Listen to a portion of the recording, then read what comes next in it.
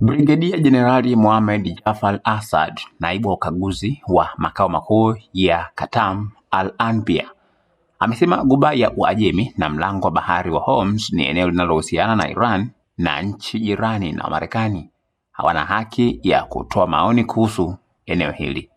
Matamshi yake yanakuja huku kukiwa na mvutano mkubwa katika njia ya maji ambayo imekuwa kitovu cha makabiliano wakati wa mgogoro unaoendelea na imeathiri pakubwa mtiririko wa nishati duniani. Jenerali Assad ameonya kwamba adui anajaribu kulazimisha amri zake za uonevu kwenye mlango wa bahari wa Hormuz, lakini akasisitiza kwamba hili halitotokea.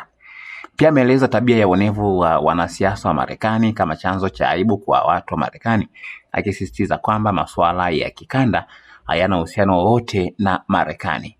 Katika ujumbe wa moja kwa moja kwa Washington, kamanda wa Iran ameishtumu Marekani kwa kutaka kutumia rasilimali za kikanda, hasa mafuta. Aambia wa Marekani wazi, hii si Venezuela ambapo mnaweza kupora rasilimali, alisema, akisisitiza kwamba Iran na watu wake watapinga majaribio yote kama hayo. Usiache kusubscribe channel yetu ya YouTube ambayo inasomeka Dodoma TV.